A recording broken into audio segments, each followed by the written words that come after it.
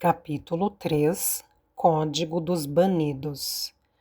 Willa ouviu a batida na porta quando estava tirando a última leva de roupa da secadora naquela noite.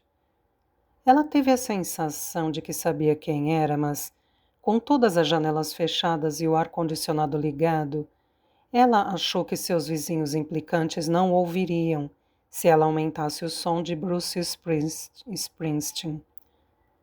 Deixando a roupa em cima da mesa da cozinha e pulando seu costumeiro ritual de mergulhar o rosto na roupa ainda morna, ela caminhou pela casa até a porta da frente.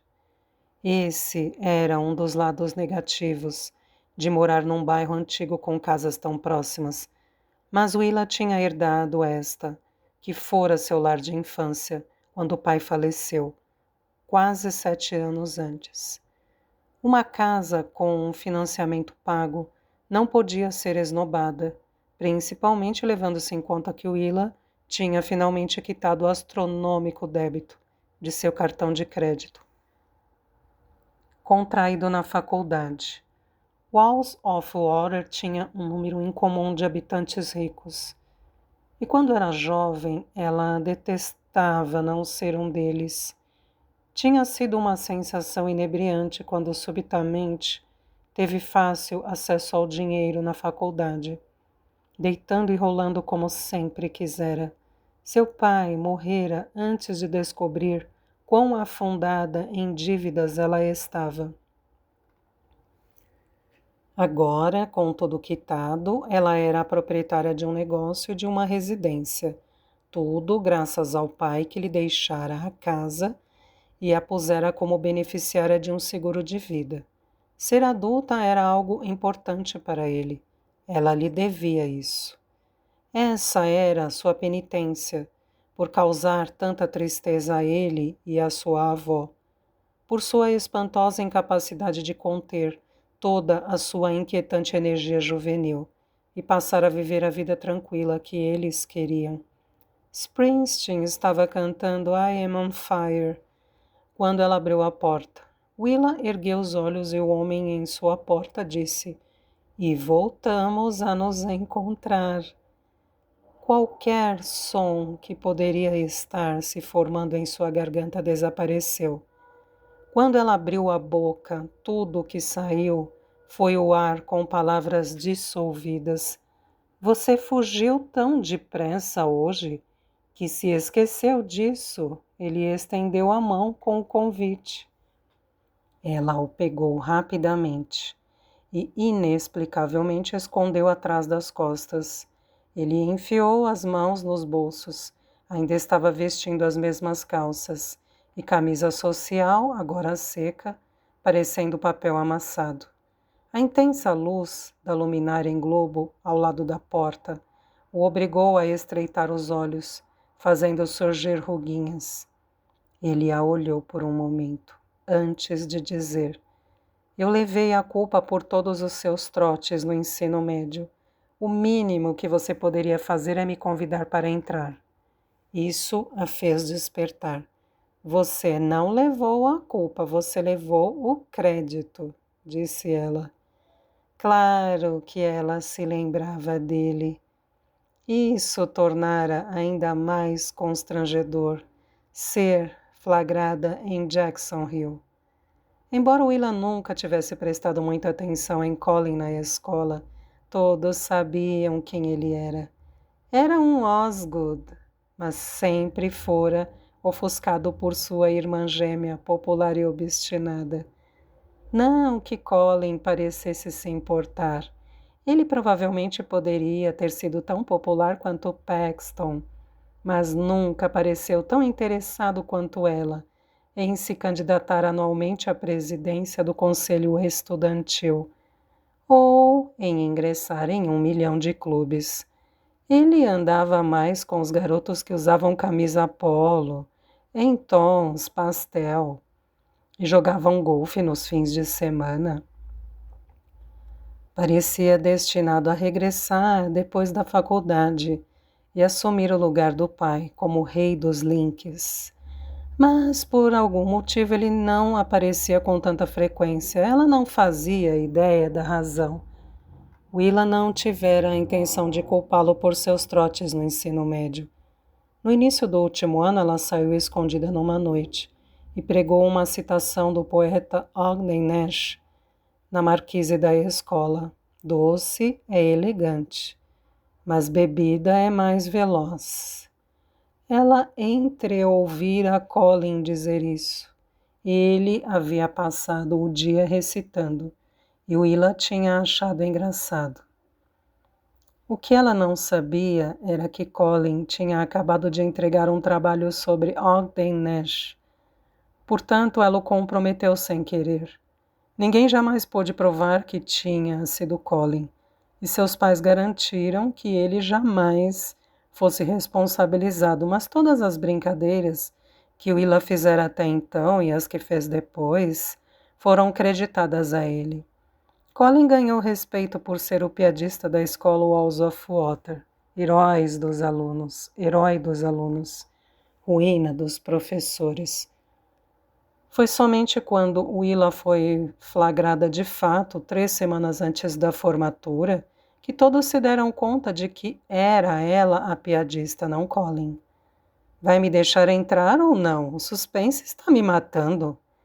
Ela suspirou e deu um passo para trás. Quando ele entrou, Willa fechou a porta.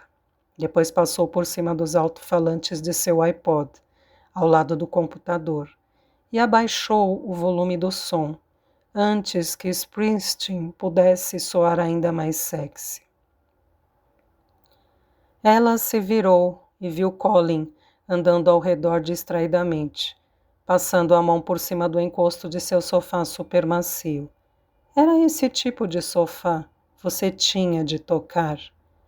Depois de quase 7 anos, foi a primeira coisa nova que ela comprou para casa e tinha sido entregue apenas alguns dias antes.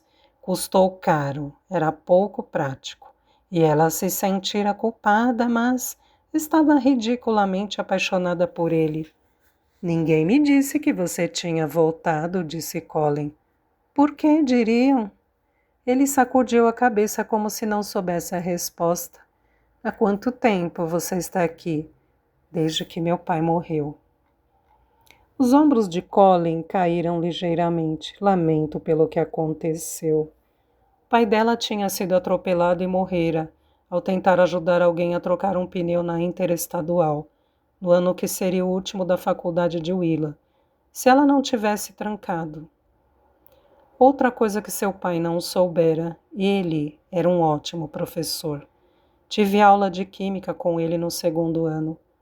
Uma vez ele deu um jantar para seus melhores alunos aqui nesta casa. Sim, eu me lembro. Ela detestava aqueles jantares, porque os garotos vinham à sua casa, viam como ela vivia.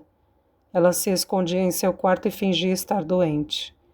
Não havia nada de errado com a casa, era apenas velha e pequena, nada parecida com as mansões em que metade dos garotos morava.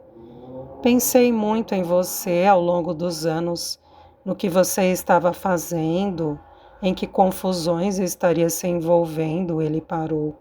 Eu não fazia ideia de que você estava aqui o tempo todo. Willa só olhava, imaginando por que isso teria importância. Ele observou novamente a sala, olhando ao redor, então pareceu não saber mais o que fazer e sentou-se no sofá, dando um suspiro cansado. Colin passou os dedos pelos cabelos escuros. Suas mãos eram grandes. Ele era um homem grande, de presença marcante. Ninguém parecia perceber isso no ensino médio. O tempo que ele passou distante o modificou, deu-lhe mais confiança, um ar de independência que ele não tinha antes. Então, o que você anda fazendo ultimamente, Willa Jackson? Sou dona de uma loja de artigos esportivos na National Street. Pronto, isso parecia responsável, não? Normal e prático. E o que faz para se divertir? Ela lhe lançou um olhar engraçado. Que tipo de pergunta era essa? Lavo roupa, respondeu ela secamente. Casou? Perguntou ele. Tem filhos? Não. Então, não tem uma prole para ensinar como colocar papel higiênico no gramado da escola ou decorar os carros dos professores com pasta de amendoim, ou escrever citações escandalosas na marquise da escola, ou trocar os itens dos armários de toda a turma de formandos? Ele riu. Aquilo foi um clássico, deve ter levado a noite toda. Isso era como uma lembrança afetuosa para ele, mas ela propositadamente não relembrava essas brincadeiras havia anos. E não pensara em Colin 2 vezes. Agora, subitamente, estava se lembrando da expressão no rosto dele quando ela saiu da escola, acompanhada por um policial. Depois de disparar o alarme de incêndio, a escola toda estava do lado de fora do gramado. Foi ela, eles cochichavam. Willa Jackson era a piadista da escola Walls of Water. Colin Osgood parecia completamente abatido. Willa só não sabia se era por ser ela ou porque ele não podia mais levar o crédito por seus trotes. Eles ficaram se olhando, cada um de um lado da sala. Willa observou os olhos de Colin descendo por seu corpo e estava prestes a mencionar isso quando ele disse: Então, você vai? Ele apontou para o convite ainda na mão dela. Ao baile de gala? Ela olhou para baixo como se estivesse surpresa de encontrar o convite ali. Ela o colocou sobre a mesa do computador, lançando um olhar desprezível, como se fosse tudo culpa do convite. Não. Por que não? Porque não tem nada a ver comigo. Então, você só vai a festas que têm algo a ver com você? Sua festa de aniversário, por exemplo. Depois de um breve silêncio, ele franziu o rosto e disse: Isso pareceu mais engraçado em minha cabeça. Tudo subitamente começa a parecer engraçado quando você está acordado há 48 horas. Eu ri de uma placa de limite de velocidade a caminho daqui, não faço ideia do motivo. Ele estava bêbado de sono. E isso explicava muita coisa. Por que você está acordado há 48 horas? Não consegui dormir no voo vindo do Japão e estou tentando ficar acordado o dia todo para poder ir para a cama na hora certa e não ficar perdido no fuso horário. Ela olhou em direção à janela. Alguém o trouxe de carro até aqui? Não. Ela olhou em seus olhos, eram escuros, enervantes e pareciam muito, muito cansados. Você está bem para dirigir? Perguntou ela seriamente. Ele sorriu. Isso foi algo muito responsável de perguntar. Deixe-me pegar um pouco de café, se você insiste. Mas a antiga Willa teria encontrado alguma forma de tirar vantagem desta situação. Você não faz ideia de quem era a antiga Willa, disse ela. Nem você, obviamente. Sem dizer mais nada, ela virou-se e foi até a cozinha, onde conseguiu derrubar os grãos de café e a água. Ela só queria ligar a velha cafeteira de seu pai, para poder dar uma boa dose de cafeína a Colin e fazê-lo seguir seu caminho. Você sempre sobe até Blue Ridge, Madam? Perguntou Colin, lá da sala. Não, respondeu ela. Claro que ele acabaria tocando neste assunto. Então, você não estava planejando uma brincadeira para, digamos, a grande noite de gala? Ele, de fato, disse isso com um tom esperançoso. Ah, pelo amor de Deus, murmurou Willa. Recostando-se na bancada da cozinha, ela olhava a cafeteira gorgolejar calmamente.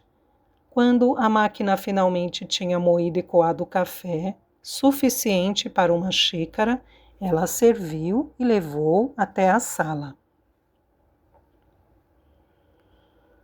Ele ainda estava sentado no sofá cinza de camurça com as mãos nos joelhos, descansando a cabeça nas almofadas. Ah, não, disse ela entrando em pânico ao pousar a caneca na ponta da mesa. Não, não, não. Colin, acorde. Ele nem se mexeu. Ela esticou o braço e tocou seu ombro. Colin, eu trouxe seu café. Acorde e beba um pouco. Ela sacudiu seu ombro. Colin. Os olhos dele se abriram e Colin olhou para ela ligeiramente desconcertado. O que aconteceu com você? Você era a pessoa mais corajosa que eu conhecia. Colin murmurou. Então ele fechou novamente os olhos. Colin? Ela procurou por um sinal no tremular de seus cílios, pensando que ele talvez estivesse fazendo um joguinho com ela. Colin? Nada. Ela ficou ali, em pé por um momento perplexa. Bem na hora em que ia se virar, ela captou um sopro de perfume adocicado. Willa inalou profundamente, querendo saboreá-lo de modo instintivo. Mas quase engasgou quando o cheiro pousou em sua língua com um gosto amargo. Era tão forte que ela chegou a fazer uma careta. Sua avó lhe descrevera isso uma vez, depois de fazer uma torta de limão que saiu ruim, e era exatamente o gosto da tristeza. A densa névoa matinal de Walls of Water, comum por conta da proximidade das cataratas, era famosa por si só. Não havia uma única loja na National Street que não vendesse os potes de neblina turística. Potes de vidro cinzento para que os visitantes pudessem levar para casa uma lembrança de sua estada. Willa achava que era muito parecido com morar perto do mar. Quando você vê a mesma coisa diariamente, às vezes se pergunta o que tem de mais. Na manhã seguinte, a névoa estava começando a desaparecer com o aumento da temperatura, quando Willa entrou no jipe e seguiu para a casa de repouso. Ainda bem que Colin tinha se levantado e ido embora durante a noite, levando com ele sua decepção por ela não estar mais pregando peças na cidade, por ela não ter mais 18 anos. Willa gostaria que ele nunca tivesse vindo vê-la. Ela estava fazendo a coisa certa em ficar ali. Tinha crescido. Todo o sentido de estar ali era não decepcionar mais as pessoas. Oi, vovó George. Willa disse alegremente, quando chegou à casa de repouso e entrou no quarto da avó. Ela já tinha sido vestida e deixada na cadeira de rodas. Estava sentada ligeiramente curvada perto da janela. O sol, matinal em seus cabelos brancos e em seu rosto claro, lhe dava um ar quase translúcido. Ela havia sido uma bela mulher em sua época, com grandes olhos, maçãs do rosto proeminentes e um nariz longo e fino. Às vezes ainda dava para ver aquela beleza, e era como olhar através de um vidro encantado. Sua avó tinha começado a apresentar os primeiros sinais de demência quando Willa partiu para a faculdade. Nesta época, o pai de Willa levou a mãe para morar com ele, instalando-a no antigo quarto de Willa. 2 anos depois, ela teve um derrame e ele foi forçado a transferi-la para uma casa de repouso. Willa sabia que a decisão não tinha sido fácil para o pai, mas ele conseguira alojá-la na melhor casa da região. Depois que seu pai morreu, Willa assumiu seu lugar, passando a visitá-la, pois sabia que era o que ele gostaria que ela fizesse. Ele adorava a mãe e agradá-la havia sido a ambição de sua vida. Willa sempre achou a avó meiga, mas ela era uma daquelas pessoas com espinhos invisíveis que impediam os outros de se aproximarem demais. George Jackson tinha sido uma pessoa nervosa, alerta, sem frivolidade nenhuma, que Willa achava extraordinária, levando-se em conta como os Jackson tinham sido ricos um dia. Mas depois que a família perdeu todo o seu dinheiro, George trabalhou como doméstica para várias famílias ricas da cidade, até ter quase 70 anos.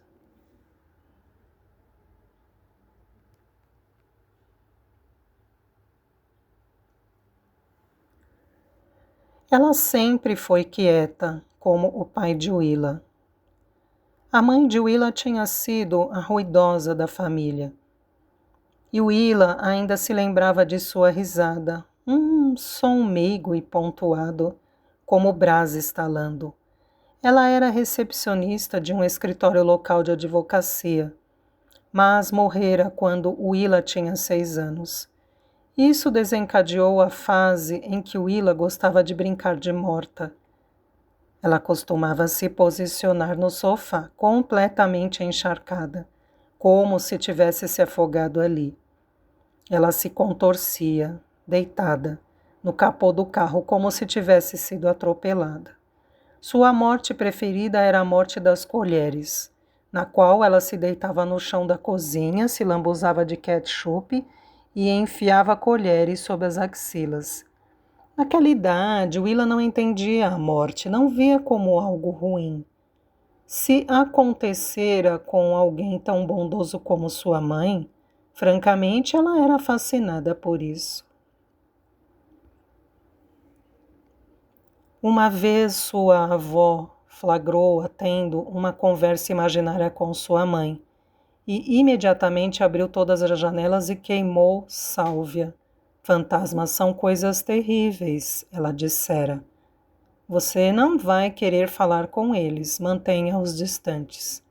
Isso tinha magoado Willa. Levou um bom tempo para que ela perdoasse a avó por negar-lhe um elo com a mãe, por deixá-la com medo disso, por mais tolo que fosse.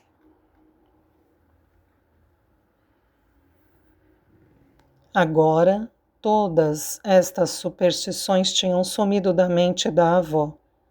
Sua avó nem se lembrava mais de Willa, mas a neta sabia que ela gostava da melodia de vozes, embora não entendesse mais as palavras. Então, isso era o que Willa fazia, várias vezes por semana.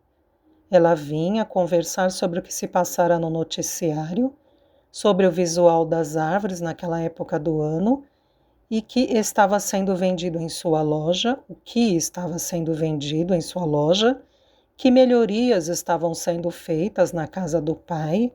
Ela contou à avó sobre o novo sofá, mas não sobre Colin. Falou até que trouxessem o café da manhã de George. Então Willa ajudou a alimentá-la. Depois que a bandeja foi levada, ela delicadamente limpou o rosto da avó e sentou-se ao seu lado. Willa hesitou por alguns instantes antes de pegar o convite no bolso traseiro. Tenho me questionado quanto a contar-lhe ou não sobre isso. Haverá uma festa na Blue Ridge Madam no mês que vem. O Clube Social Feminino está comemorando sua fundação. Paxton Osgood quer homenageá-la na festa, o que me parece bacana. Mas você nunca falou a respeito, eu não sei se realmente significava algo para você. Se eu achasse que significasse, eu iria, mas simplesmente não sei. Willa baixou o olhar para o convite. E pela primeira vez fez as contas. Ela percebeu que a avó tinha somente 17 anos quando ajudou a fundar o clube. Isso foi no ano em que sua família tinha perdido a Blue Ridge Madam, ano em que ela dera à luz o pai de Willa. Era doloroso para Willa pensar nisso agora, mas, quando era mais jovem, ela nunca se orgulhara particularmente de ser uma Jackson. Contudo, à medida que foi ficando mais velha, ela passou a apreciar mais a forma que sua família tinha trabalhado duro para se manter E como ninguém, exceto ela, se envergonhara pelo que eles tinham perdido. Willa já tinha enfrentado e aceitado o fato de sua avó não poder mais lhe contar coisas que ela queria saber sobre a família, que ela perdera todas as oportunidades de perguntar quando a avó ainda tinha a mente boa, ou que poderia ter perguntado ao pai quando ele estava vivo. Mas, em momentos como aquele, ela ainda sentia profundamente todos os "eu te amo" que ela deveria ter dito e não disse. As coisas que ela gostaria de voltar no tempo para mudar. Como ela poderia tê-los feito se orgulhar dela, em vez de preocupá-los constantemente.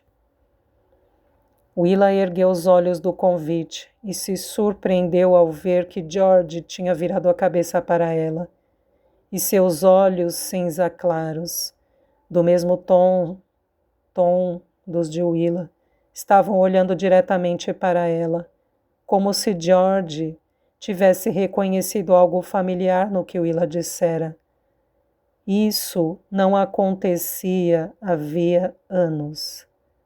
Literalmente, e Willa ficou tão surpresa que seu coração se acelerou. Willa inclinou-se para a frente. O que foi, vovó George? É a Blue Ridge Madam? O clube social feminino? O lado esquerdo de George ficara paralisado pelo derrame. Então ela levantou a mão direita e a pousou sobre a de Willa. George tentou mover a boca a formar palavras. Precisou de algumas tentativas antes que Willa reconhecesse uma palavra. Pêssego. Pêssego? Você quer pêssegos? O rosto da avó subitamente ficou inexpressivo, como se ela tivesse esquecido o que queria dizer. Ela se virou para a janela. Certo, vovó George, disse Willa ao se levantar e beijar a avó na cabeça. Pode deixar que eu vou trazer alguns pêssegos. Ela colocou um chale ao redor dos ombros da avó e prometeu voltar logo para vê-la. Após uma última olhada, Willa se virou e deixou o quarto. Era tolice esperar algo profundo. Só o fato de estar tentando se comunicar já era o suficiente. Ela parou no posto de enfermagem para ver se havia alguma anotação médica. Depois perguntou se a avó poderia comer pêssegos na próxima refeição. Ela colocou os óculos escuros e saiu no sol radiante, atravessando o pátio de tijolinhos em direção ao estacionamento. O sol já irradiava ondas quentes metálicas dos para-brisas dos carros, motivo pelo qual Willa não poderia ver ninguém se aproximando, até estar a apenas alguns passos de distância. Era Paxton Osgood, com um lindo vestidinho cor-de-rosa e sapatos deslumbrantes. Ela era alta como o irmão, mas tinha curvas generosas, como se um de seus ancestrais franceses tivesse escandalizado todos, se casando com uma bela ordenhadora parruda, e algumas gerações depois, Paxton fosse o resultado. Estava acompanhada de um homem de cabelos loiros e pele clara. Ele vestia um terno de alfaiate que não ficaria bem em qualquer pessoa tão esguia. Nele ficava. Ele era lindo, de um jeito muito incomum. Uma daquelas pessoas que você não consegue identificar, se ficam mais do lado masculino ou feminino. Sem saber o que Colin dissera à irmã na noite anterior, ou que rancores Paxton ainda guardava pela vez que Willa falsificou uma carta de amor de Paxton para Robbie Roberts, Willa não tinha certeza se Paxton sequer a cumprimentaria. Ela decididamente não estava esperando que Paxton sorrisse e dissesse: Willa, olá, que bom tê-la encontrado. Então, você passa as manhãs aqui? É por isso que nunca a vejo. Você recebeu meu bilhete sobre fazer algo especial para nossas avós no baile de gala?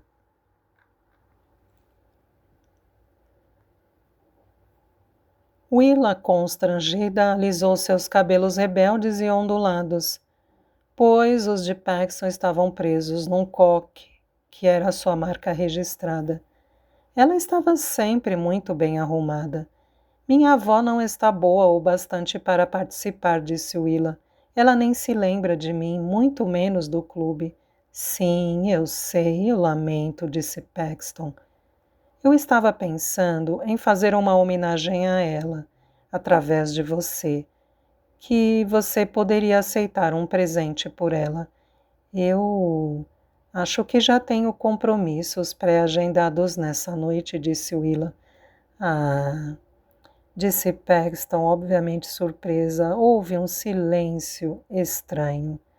Sebastian limpou a garganta. Olá, Willa, é um prazer revê-la. Já faz bastante tempo. Sebastian, ouvi dizer que você assumiu o consultório do Dr. Kostovo. Sebastian Rogers reforçava sua crença de que a reinvenção não era apenas uma boa teoria. Isso realmente acontecia. Na época do ensino médio, seus colegas, às vezes, se esqueciam de que ela estava ali, porque Willa era muito quieta durante as aulas. Mas Sebastian não tinha a mesma sorte. Willa possuía o poder de ser invisível, algo que alguém com a aparência de Sebastian jamais poderia ter. Ele aturara provocações constantes. No entanto, ali estava ele, um dentista, vestindo um terno que provavelmente custava mais que um ano de financiamento do seu Jeep. Na última vez que o vi, você usava delineador e um casacão roxo. Na última vez que a vi, você estava sendo presa por acionar o alarme de incêndio. Touché! Apareça na O Naturel, na National Street, qualquer hora dessas. Você pode tomar um café por conta da casa.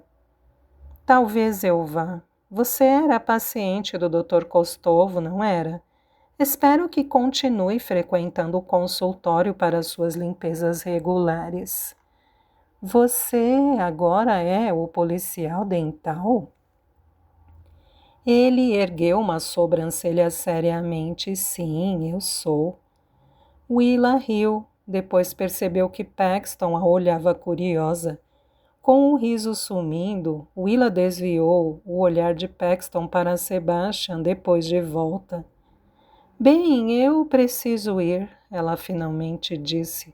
Tchau, Willa, disse Sebastian à medida que ela se afastava. Paxton não disse nada. Paxton observava Sebastian de canto de olho enquanto eles caminhavam pelo corredor, em direção ao quarto de sua avó. Os passos dela eram pesados sobre os saltos, mas os dele eram sopros leves em seus mocassins italianos, nem o buquê de hortênsias que ele levava murchara. Eu não me lembro de você e Willa serem próximas no ensino médio. Vocês eram? Não, disse ele simplesmente. Ela pareceu mais feliz em ver você do que a mim. É o código dos banidos, disse ele sorrindo. Você não entenderia. Antes que Paxton pudesse perguntar, eles chegaram à porta de sua avó. Pronta para ver a senhora Dragão? Não, disse Paxton. Estou aqui com você. Sebastian passou o braço ao redor da cintura dela, dando um apertão consolador antes de baixar o braço. Eles entraram juntos e Paxton cautelosamente se aproximou da cama da avó. À medida que se aproximava, sentia a pele começar a queimar. Ela temera aquela mulher por toda a sua vida, algo que nunca contou a ninguém. Ela olhava para a avó e sentia um terror profundo de se transformar nela um dia. Nana Osgood, disse ela baixinho, sou eu, Paxton. Você está acordada? Sem abrir os olhos, Agatha disse, o fato de você ter de perguntar deveria ser uma dica. Hoje estou aqui com Sebastian. Ela finalmente abriu os olhos. Ah, o homem elegante. Paxton suspirou, mas Sebastian sorriu e piscou para ela. Eu lhe trouxe hortênsias, Agatha, disse Sebastian, suas favoritas. Você não precisa me dizer que são minhas prediletas, eu sei disso. Mas a minha pergunta é: por que você está trazendo flores para uma mulher cega? Não posso vê-las. Estou sempre lhe dizendo, eu quero chocolate. A comida é o último prazer que me resta. Vovó, você sabe que a mamãe não quer que você coma doces demais. Sua mãe não sabe nada. Pegue meus dentes. Onde estão? Perguntou Paxton. Na mesa, onde sempre ficam, disse Agatha se sentando.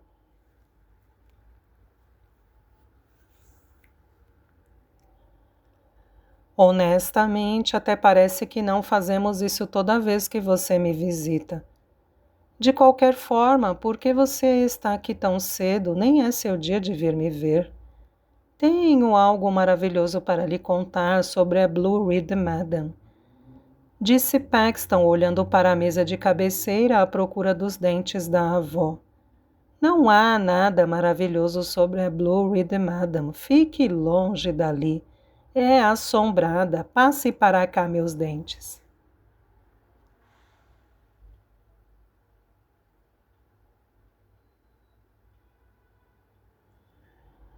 Paxton começou a entrar em pânico. Seus dentes não estão aqui.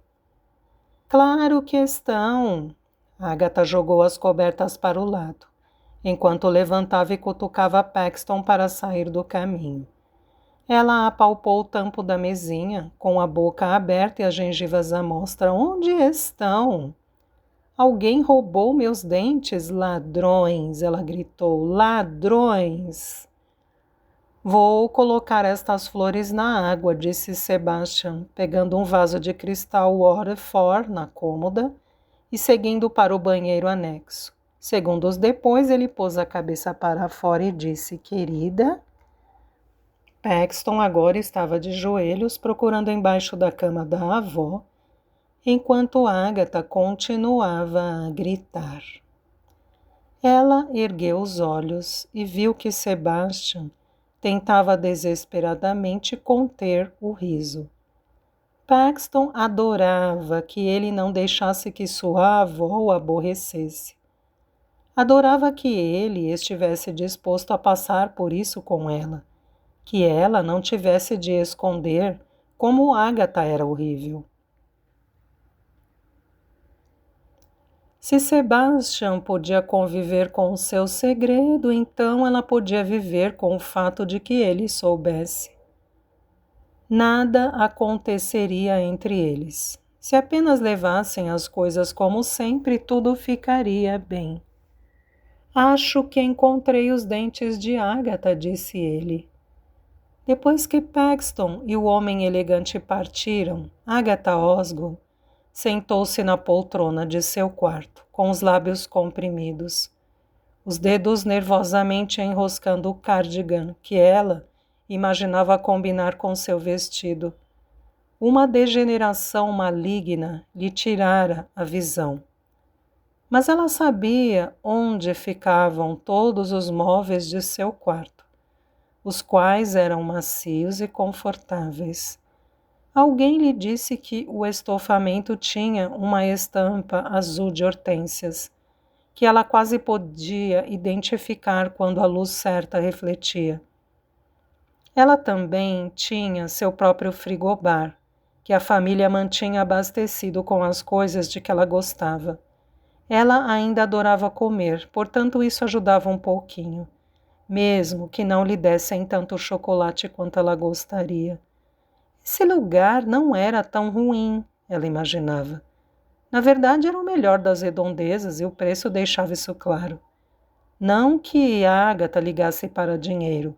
Isso é o que acontece quando você tem demais. Ele passa a ser como poeira, algo que constantemente se desloca ao seu redor, mas você nunca toca de fato.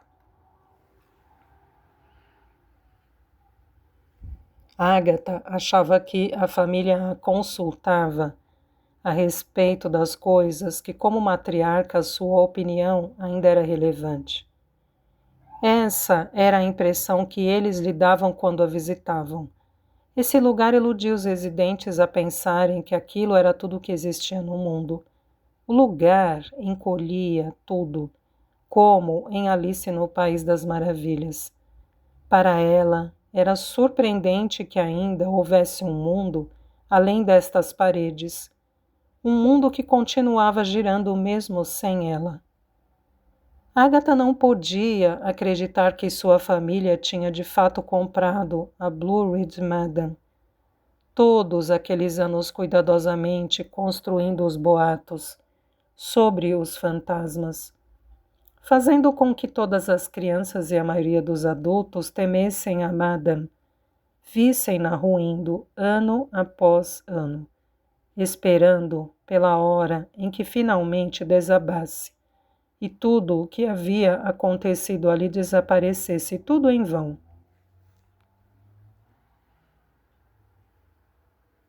Como se isso não fosse ruim o bastante. Paxton estava planejando um grande baile de gala ali, comemorando a fundação do Clube Social Feminino. Agatha tentara tudo para fazer Paxton parar, cancelar aquilo. Ela dissera coisas odiosas e insinceras, e fizera ameaças que não podia cumprir, mas nada impediria aquilo. Agora Paxton estava no controle do clube e Agatha sentia profundamente a sua impotência. Aquelas garotas tolas não faziam ideia do que realmente estavam comemorando. Elas não tinham ideia do que foi preciso para reunir Agatha e suas amigas 75 anos antes. O clube social feminino tinha a ver com o apoio de umas às outras, com a união para proteger umas às outras, porque ninguém mais o faria.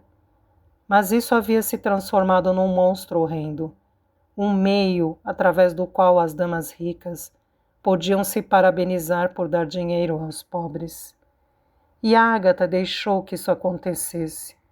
Parecia que durante toda a sua vida ela estava se redimindo por coisas que tinha deixado acontecer.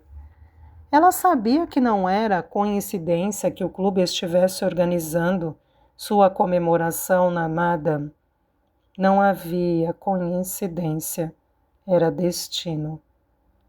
Olhando de modo objetivo, aquilo tinha até um tipo de simetria cruel. O motivo para que elas fundassem o clube tinha a ver com a Madame. Era só uma questão de tempo até que tudo viesse à tona.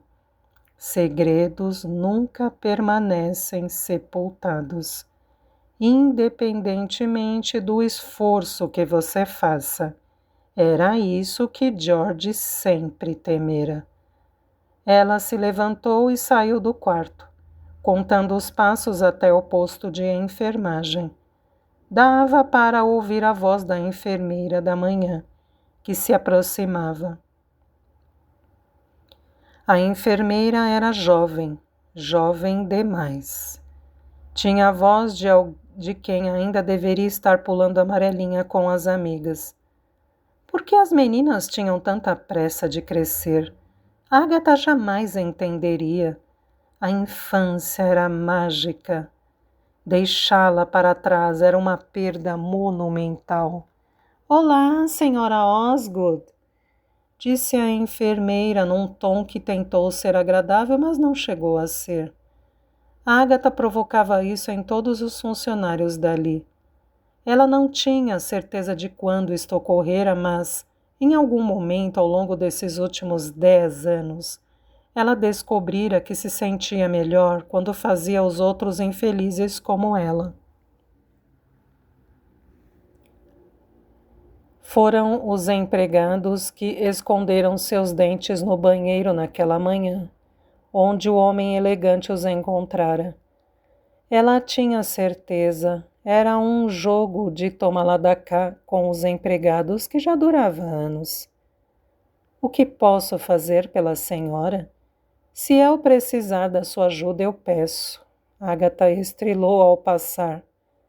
Ela caminhou até o terceiro corredor, passando as pontas dos frágeis dedos pelas paredes, enquanto contava as portas até o quarto de George. Quando o filho de George, Ham, viera lhe pedir ajuda para arranjar uma vaga para George ali na casa de repouso, Agatha lhe dera o dinheiro sem hesitar. Tudo o que ela sempre quis foi ajudar George, compensar pela época em que George mais precisou de Agatha e ela lhe deu as costas, a época que mudara tudo. Agatha sempre acompanhava a forma que George estava sendo tratada, mas ela raramente a visitava. George não iria gostar, ela teria dito. Você tem o seu lado, eu tenho o meu, agora é assim que tem que ser. Quando ela chegou ao quarto, tudo o que Agatha pôde identificar foi um vulto escuro, aureolado pelo sol matinal. George parecia um buraco dentro do qual Agatha poderia cair. Agatha sentia pesar por muitas coisas que perdera, mas ultimamente essa era a perda que ela mais sentia, a perda da amizade. Ela sentia a falta de sua visão, sentia a falta de seu marido, sentia a falta da mãe e do pai. Mas aquelas garotas com quem ela crescera foram uma parte muito importante de sua vida. Se todas as suas velhas amigas lhe aparecessem agora, ela as protegeria até o último suspiro, o que obviamente significava muito pouco e era tarde demais. Do jeito que sempre fora, elas tinham partido, todas, exceto George, que flutuava na vida apenas por um fio tênue e cintilante. Ela caminhou até George e sentou-se ao seu lado. Finalmente está acontecendo, sussurrou Agatha. George, a meiga e inocente George, virou-se para ela e disse: Pêssego. Agatha tateou até encontrar a mão de George e depois a segurou. Sim, disse Agatha, ainda está lá. Mas a questão era, por quanto tempo?